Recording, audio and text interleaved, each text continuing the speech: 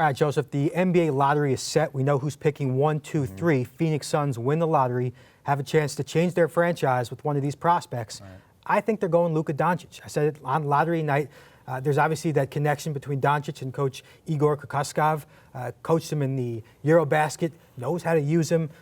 Won gold there with Goran Dragic next to Doncic, and I love the connection. I also love the fact that he's a guy who can make his teammates better. I know DeAndre Ayton's going to be in that conversation, but I'm not sure Ayton is the guy who comes off as the make his teammates better type of player. So I think they take Doncic, maybe play him at point guard next to Devin Booker. Maybe they use them as both as wings because Doncic is 6'8", can shoot the ball. I think they're interchangeable at that 2 and 3 spots. So my pick right now is they go with Doncic. Who do you think the Sacramento Kings would then take at number 2? You know, I think if Luka's off the board, I think the no-brainer is obviously DeAndre Ayton. Sure. You know, he's a safe bet, obviously, at that position. He's a freakish athlete. You know, his whole mantra is bully season. And if you go back and watch some of his highlights and you know how he moves on the court and how he uses his physicality, he does play that way. You know, so I think at number 2, if Luka's off the board, I think the safe bet is Ayton, and you can't go wrong with that. Yeah, I don't even think they're going to think about it. I think if Doncic is gone, this pick is made in 2 seconds. Ayton, best player available, but also a guy who really fills a need. I mean, that front court is so weak right now with Scal. You don't know what you have with Harry Giles. Right. Ayton, we just saw the production. Like you said, he's got those physical tools, the 7'5" wingspan, the athleticism, bully season. Sacramento is going to love him at number 2. Number 3, Atlanta Hawks now have a different, have a tough decision. This is an interesting pick here. Part 2 of the draft starts right here. I think the consensus is that Marvin Bagley is the best player available. I have a little bit concern with Bagley and John Collins as that 4-5. Neither of them are great rim protectors or great perimeter defenders. We'll see if they take into account fit when they look at Bagley, or they can look at Jaren Jackson Jr. or Mo Bamba, who are rim protectors, who are really more of needs. Also, Michael Porter Jr. there. Who do you think the Hawks take at number 3? You know, if I'm number 3 and Mo Bamba's on the board, I think I'll go with Mo Bamba. His ability to block shots, his ability to protect the rim is definitely NBA caliber. Yeah. And we see how that translates and helps teams at the next level, especially, you know, these playoff teams now, you know, all have guys who can protect the rim. I think you get a guy who's a freakish athlete, protect the rim, he has a nice touch around that, you know, 13 to 15-foot area. You can't go wrong with that. I wouldn't be surprised. I wouldn't be crazy if Bamba ended up being the best player from this draft. As a Rudy Gobert rim protector who could also step outside and shoot threes. He's got that touch. He's a really high character guy, so no question Bamba could be in play at number 3. We know about all the big names. Somebody's going to fall. Every year there's a sleeper. Somebody said, how did we miss that guy? Who is it for you?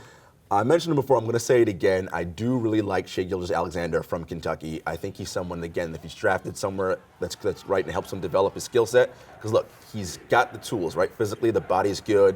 He's a good athlete.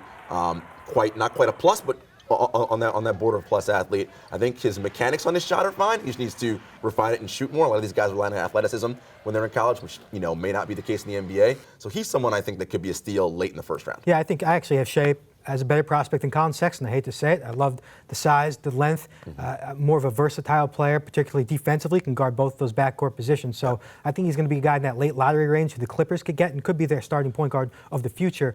My sleeper is Zaire Smith from Texas Tech. Kind of came out of nowhere the second half of the season. Everyone's kind of looking for that next big, exciting prospect. I think it's him. He's crazy explosive, can guard a couple positions, plays extremely hard, doesn't have that skill, but he's still 18 years old.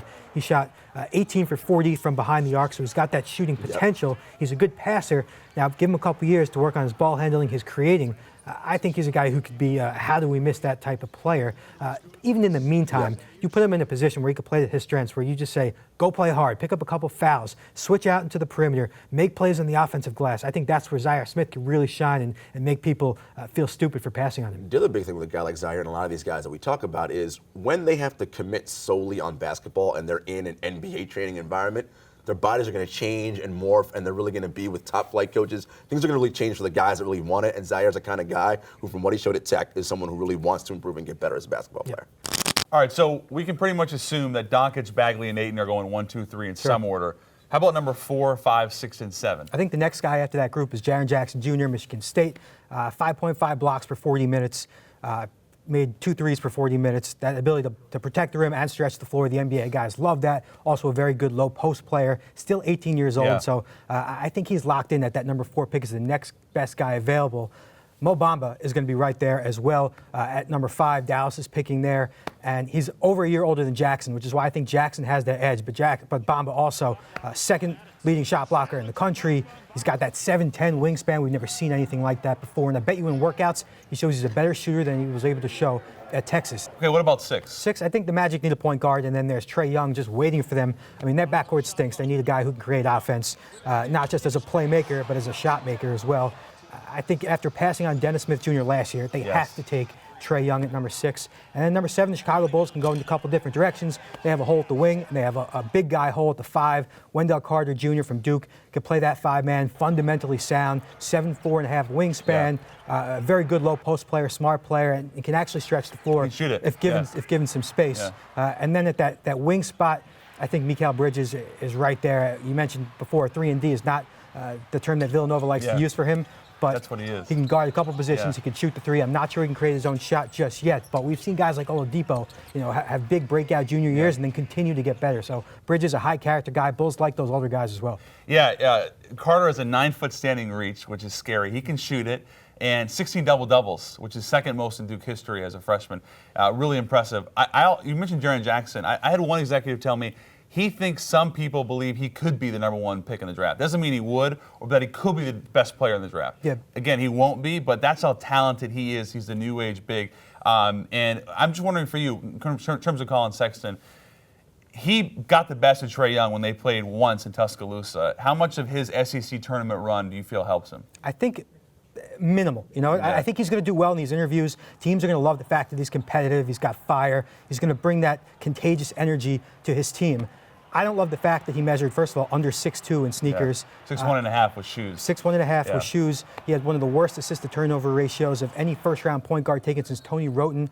3.6. Hey, that's my Seattle guy. You're going against my Seattle guys. What can I do? Those are the numbers. Yeah. He's not a facilitator. He's a scorer. He's a killer out there. But I don't know if he's a guy I want running my offense.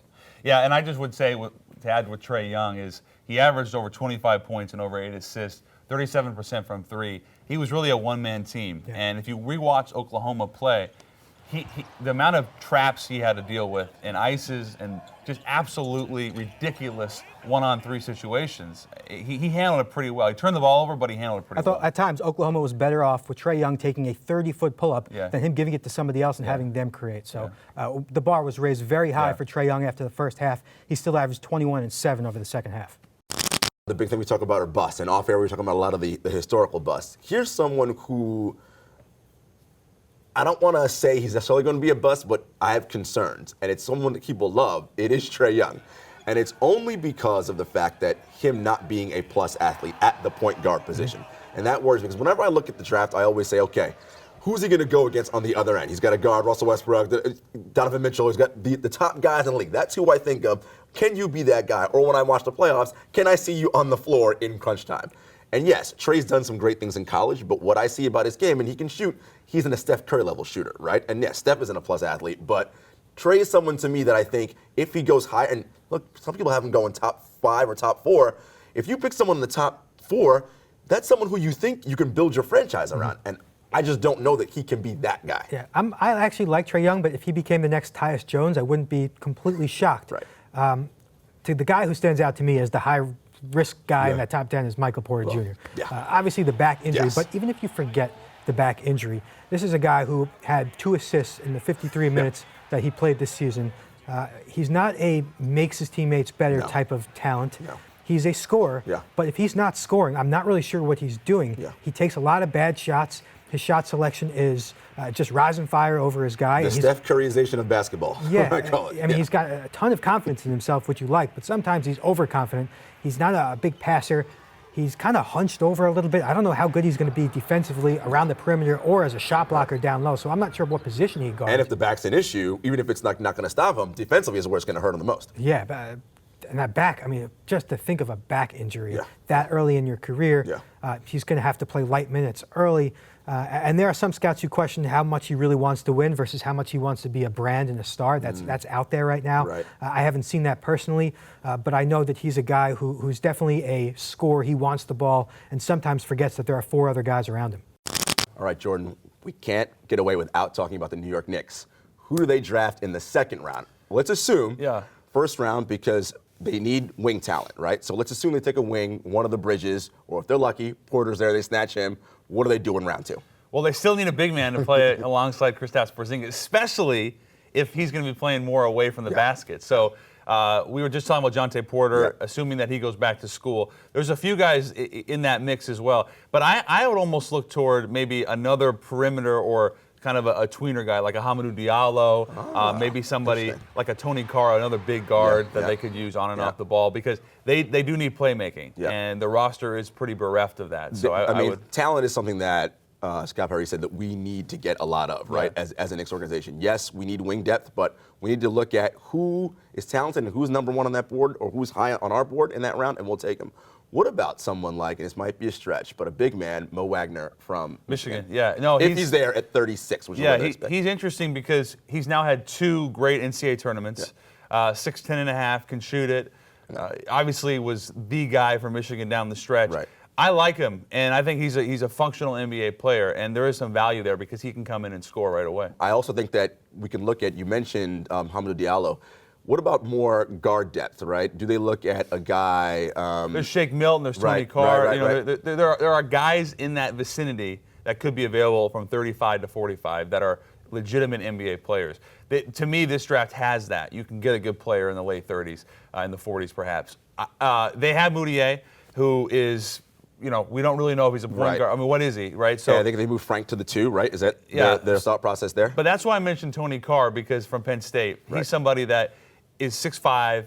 He is not a great athlete, but he really understands how to play, and that's what they need. Yeah. They need guys that can come in and just play basketball. So I like Tony Carr. Shake Milton defensively from SMU is another guy. And I think what Coach Fizdale said in the draft combine was they want to get tougher, more defensive-minded guys, right? So I think those are the 2 perfect people that would fit that system.